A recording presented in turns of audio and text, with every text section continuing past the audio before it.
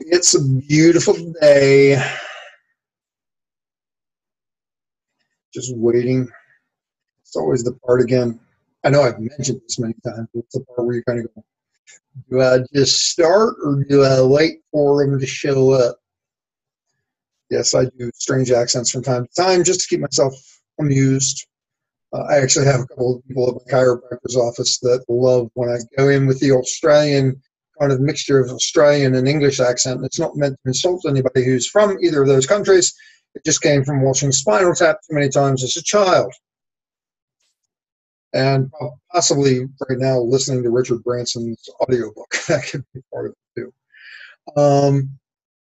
Wow, that whole thing just pattern interrupted myself, for those of you familiar with NAP and NLP techniques, of what the heck I was even going to do this Facebook Live on. I remember now. I've had a lot of questions recently. People who are wanting to know, what is one of the foundational techniques for becoming more self-aware and for beginning transformation? How do you go from ignorance to awareness? What is one of the key building blocks? What are one of the basics that I go back to? Because even having done, this type of work for myself and teaching others for close to 30 years, I still have times where I fall off track. I get so caught up in what I'm working on and what I'm focusing on in life that I stop paying attention to some of the basics. And a very dear friend of mine, Mark Chin, constantly reminds me of, like, dude, go back to the basics. Are you doing meditation? Are you watching your energy triangle? Are you focusing on how you're carrying your body? What are you doing with your physical body? Where is your focus? What are you directing your focus to? And how are you communicating with yourself? The energy triangle is something we talk about in the NAP diamond. There's many, many facets to how you affect change, how it affects your emotions, your identity, your reality, and also ultimately your optimum performance. I can tell you more about the NAP diamond later on, but it's the basics, it's the foundation that changes many of those things. And today what I want to talk about is one of the first tools that I applied when I started my journey of transformation that really took me from ignorance to awareness. It's when we're in ignorance, we are spending a lot of time focusing on things that do not serve us, focusing on our problems, focusing on the things that we don't like about ourselves, about other people, about our life, about how the world is. And one of the most powerful tools that I've ever been exposed to, I don't know so much to call it a tool. That actually it seems to me when I say that it's actually belittling what it is and the impact that it has. But it is gratitude, shifting from that place of anger and frustration and confusion to an attitude of gratitude. I don't know if many people want to be playful with the rhyming part of it, but I know when I was first starting out, the rhyme was not what really impacted me, but it was coming up with a gratitude list. Of actually sitting down and writing down the things I was grateful for. And for those of you who didn't know me back then, that list was not an easy one to begin because I was filled with so much anger. I was filled with hatred in many ways towards myself, towards things that were going on around me, that people say, well, what are you grateful for? I'm like, screw you. I'm not grateful for anything. Look at my life. It's a mess. Because I was mentally, emotionally, spiritually, physically, and financially devastated.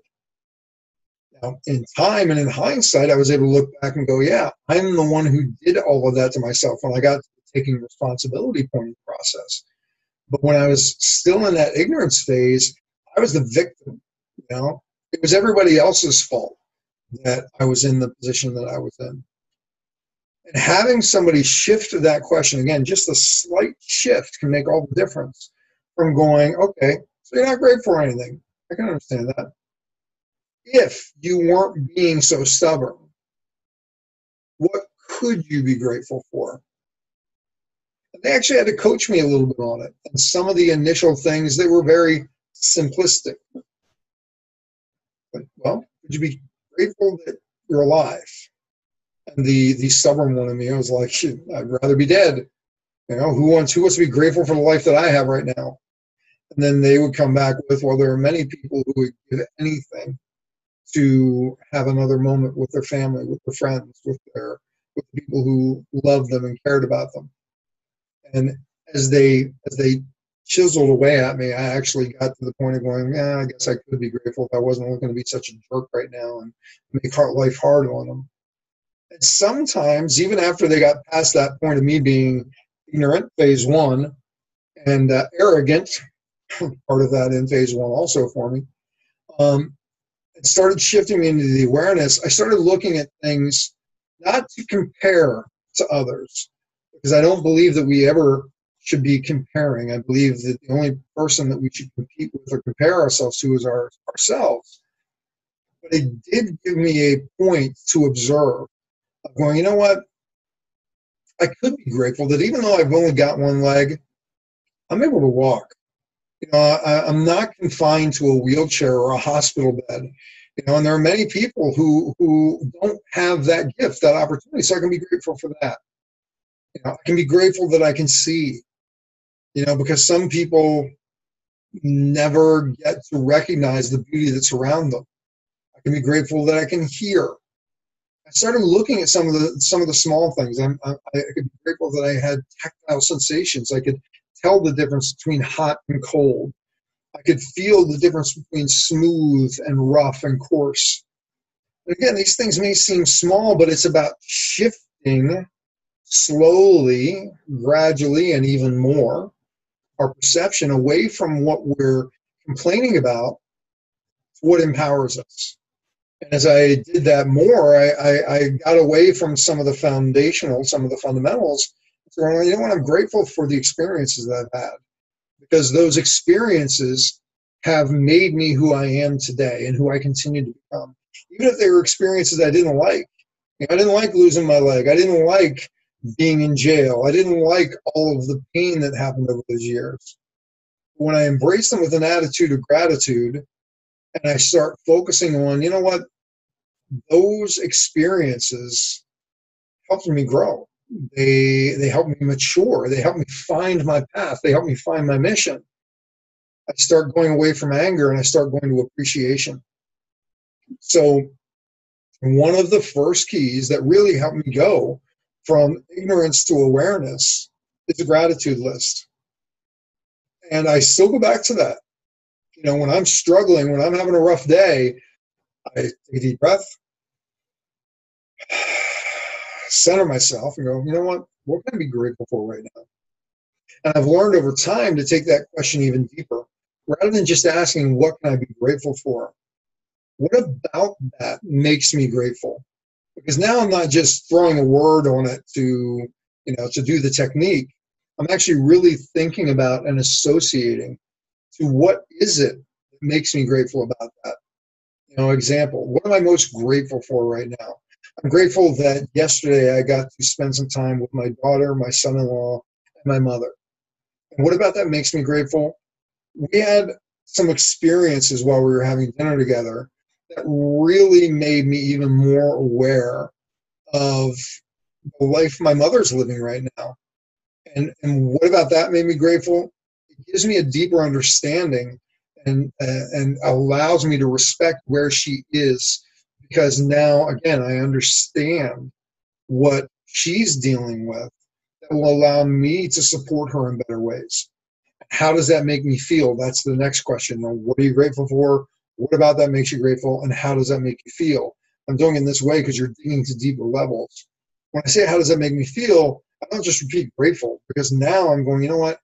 It really makes me feel blessed that I've got my family that I can connect with, that I can learn to understand better, that I can support because they've supported me for years. My mother, all of my life, and my daughter in ways she doesn't even know the time she's been here, and now my son-in-law the same. So again, gratitude list, great place to start, and then just dig it deeper. What are you most grateful for right now? What about that makes you grateful? How does that make you feel? So one of the fundamental tools in my toolkit, back to the basics, use it all the time because it helps shift the direction of my focus, and that gets me into a state that changes my emotions. Again, the upper part of the NAP diamond, my emotions, my reality, and my identity. So that ultimately affects the top of the diamond, which is the optimum performance. All right, so wanted to share that with you today. Again, thank you for the questions. Please leave some comments. What are you most grateful for? What about that makes you grateful, and how does it make you feel? And also feel free to share this with your friends. All right, love you all, and in the meantime, enjoy your transformations.